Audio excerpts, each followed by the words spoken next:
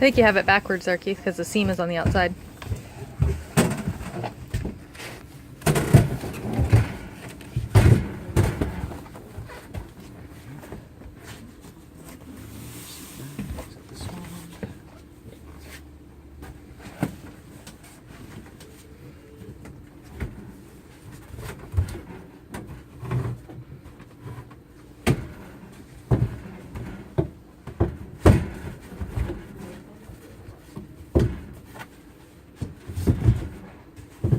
It's like magic. It almost puts itself together. And then, of course, you'll set the table. Mm-hmm. Mm-hmm. Right. There's a fan down here. Yeah. Oh, you want to go through. So my dad was telling me about a Fantastic fan. Is that a good idea to have one of those put in? The fewer holes you can cut in the roof of these, the goes in better. the ceiling? Yeah. And there's so much airflow once you open these things and get these fans running. You don't really need If it it? was me, I wouldn't cut a hole in the top of it. Okay. But Fantastic fans are. Fantastic. That's what I was saying. I was like, how can we avoid putting holes in the ceiling? So here's one of the adapters for the outdoor drain. I was telling you about the 90 degree that drops the hose straight down. Shower curtain rings and a shower curtain. Underneath that mattress is the actual ring that attaches to the ceiling once you raise the roof. And the instruction booklet and everything, all the warranty papers for the stereo as well. So I don't know if you might want to pick up a second one of these. And then these are slick, they just plug into any of those outlets in the ceiling. RCA jack.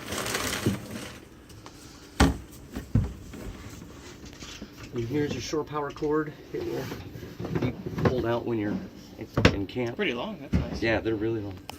Main electrical control panel here.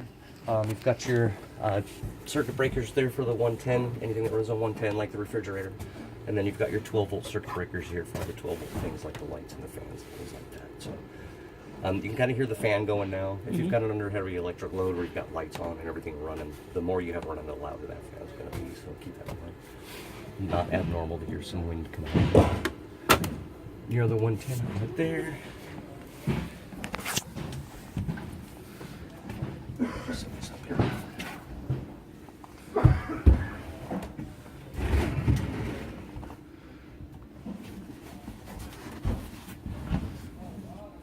Your hot water heater, back of the hot water heater is here. Here's a valve so you can bypass the hot water heater. When you either pour water into the tank or hook up your city water connection, the first thing that's going to happen is your hot water tank is going to fill up with water. So if you don't want that to happen, for example, if it's winterized, you can flip this switch here and it'll keep the hot water tank from filling up. Oh, if we're flushing it all out and all that. Okay.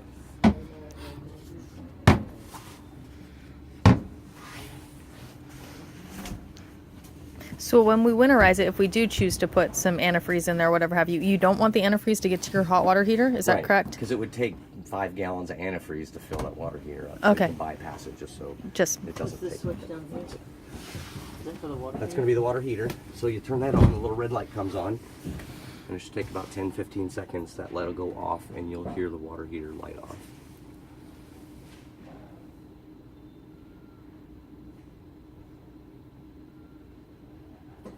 There. Is that click? Yeah. And so if it doesn't heat off, if it doesn't light off, that little red light will stay on to let you know, hey, the pilot didn't light. So you just turn it off, turn it back on. Okay. Sometimes you get propane or air in the propane line, so it can take a few times for that to light the air out. because it's the furthest thing away from The from propane. tank. So keep that in mind. So yep, the only thing you need to worry about is the furnace. We'll see if we can have one of the guys look at that, see why it's not. What should we use to clean the windows and such? Very mild detergent and a sponge. You don't want to use a Windex. brush or any harsh chemicals. When Okay. you do your paperwork this morning, you'll get all the owner's manuals and paperwork. And one of the books in there is how to take care of the canvas and the windows. Okay. But basically, a soft sponge, like a car wash sponge, with some very mild soap is going to be your best. Okay. This thing is so cool. It's huge.